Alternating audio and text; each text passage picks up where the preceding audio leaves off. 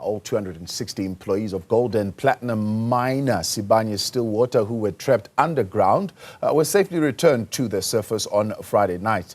According to the company, the incident was a result of a technical fault closing off the exit to the shaft at the Sibanye-Stillwater's Kloof mine in Western area. Joining us now to zoom into this challenge, or let me say, a changing mining dynamic in South Africa, is Peter Major, mining expert. Peter, good to have you, and thank you very much for your time. Is this something that is uniquely, I suppose, a challenge for South Africa, or are we looking at a challenge that is happening elsewhere within the mining space, miners being stuck underground because of some technicality of some sort? Look, the technical problem that occurred does happen in mining. Underground mining. You have a series of elevators that take the people and equipment underground. And these elevators do individual tasks. Some elevators are dedicated just to taking men. Some take men and machinery, supplies, and some just hoist rock. Now, what happened here was the elevator has a compartment, a container that holds the rock. And these are huge. They can take 10, 15, 20, even 25 tons of rock per bucket. Yeah. And the door that opens at the bottom of this bucket, when it gets to the top of the surface, that door opens and all the rock goes into a holding tank on top of the surface. Then it goes into a conveyor belt. Somehow that door did not close properly. Now, I haven't got all the details. I don't know if rock then fell out, if that door stuck open after it was filled with rock. But it did do some damage into the shaft. And you don't want to hoist men right next to it, right parallel. This is like a skyscraper, multiple elevators. But if you have a lot of damage in one elevator, you don't want to just operate the elevator next to it if there's any chance that damage can transfer over. Right. So the mine decided, let's keep them in place, because to have them hike out through a whole series of tunnels to go up another shaft, that's a little bit dangerous, but it's long, it's involved. Yeah. And it just made sense. Let's keep them in where they are. They're safe. We know where they are. And let's assess how much damage was done in the shaft. In the end, it turned out not very much damage was done in the shaft. They were able to confirm that and get the men out in just over 24 hours. Damage to the shaft, is that a thing that could happen, and particularly this instance, because of rising operational costs in mining and maybe mining companies wanting to minimize costs and not doing proper maintenance? I worked in mining for 50 years. The last thing any mine wants to do is something that minimizes safety to result, because if you get caught doing that, the consequences are enormous. You know, if someone dies, you're up for manslaughter. If someone gets hurt, you're up for gross negligence. Not only will you get fired, you can be sued. So this is an urban legend spread by people that want to get headlines. Mines never do something at the cost of safety. The implications are too enormous to even contemplate. Yeah. Is there something technologically that can be done, particularly using digital solutions, automation, to improve efficiency in this regard? Look, the digitization era has really helped in mining. It allows us to see more of what's going on with machinery. You now have it in your car. It tells you if your oil is low or high, if it needs changing, if it's dirty. It tells you if your water is low. And it applies on machinery. You have electronic devices that can now tell you if the door is open.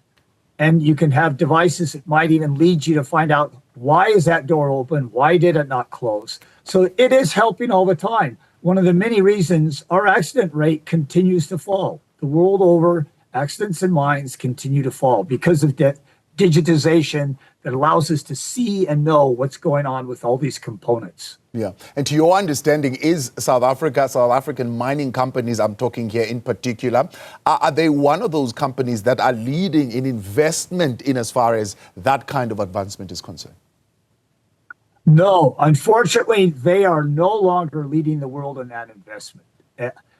And I came to South Africa in 82, and for decades, they had led the world because they were so large, because they were so deep and so complex. They were leading the world that allowed them to become so large, so deep, and so complex. And all that money was being plowed in. But unfortunately, due to all the changes in legislation, dramatic negative changes, there isn't the investment going into gold mining at all, not even a percentage of what was going on for 100 years. So we are falling behind the world in all this technological innovation, modernization, change. It's sad. We just don't have the money to put into it anymore. Now, looking ahead, I mean, what do you think should happen, and certainly what is going to happen that is going to shape, I believe, our ability to embrace technology, sustainability, and operational efficiency all at once? Government could play a huge positive role here. The world cannot survive without mining. The world is mining more today than ever. And we've been superseded by many, many countries now. We're not the leaders in so many areas that we used to be because it's not attractive to put money into the ground. The government doesn't put that much money into mining, even though they nationalized the mines, even though they changed all the regulations. And if government wants industry to put money back into the ground, then they have to make a policy that rewards investors. Investors would much rather go to movies or to electronics or startups or Facebooks than go to mining because there's no returns in mining. So government, we have all the minerals here in South Africa. We're a treasure trove. But if government has a legislation that chases investors away instead of sucks them in, instead of brings them in, entices them in. So yeah, government just needs to change some policy and regulations to say, we've now made it investor attractive. Yeah. And that could lead to a lot of positive investment. Well, what are some of those actionable solutions? I mean, you say change legislation is quite broad. We're talking about the ICT sector. There are others who are saying they are trying to change legislation. There's pushback from other quarters saying, no, don't do that. You're opening up a whole lot of litigation challenges for yourself. Yeah. Let's go to the big changes. Huge, enormous change. 2004, government overnight nationalized the mines. It meant all the mining companies in South Africa, they no longer own the minerals.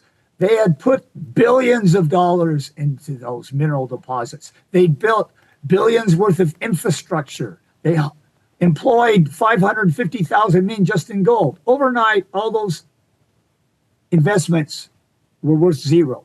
Government nationalized it. Then they said, we will let you run these operations for 20, 25 years, but here is this large list of items that you now have to do that never existed before. And so you start ticking those. And the first thing is you have to give away 30% to BE partners. And then there's a list. You have to employ equity, diversity. So if women are such a percentage of the population, you have to employ that many women. If all the various races and nationalities are percent of the country's population. So these didn't tie in with meritocracy. And then to say you have to buy 70% of your purchases have to come from certain race groups. Please. It was just insane. But these are policy imperatives that are aimed at addressing or redressing injustices of the past. And these are essential. And companies, from mining companies to telecoms companies to financial companies, have been slow at the pace of transformation, have been slow at the pace of bringing in the ownership. According to who? We have 63 million people in this country. According to employment equity numbers, according to other barometers that they're looking at on transformation. You can look at whatever barometers you want. If it drives away investment, so be it.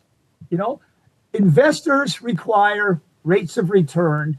And if you're doing things that penalize the rates of return, investors go elsewhere. It's a free world. Money goes where money wants. So government needs to work through the consequences of their action. Putting 450,000 gold miners out of work, I don't know how that addressed anything historically. I don't know how that benefited anybody. Peter, appreciate your time. Let's leave it there. That is Peter Major, mining expert there on the changing dynamics within the South African mining space.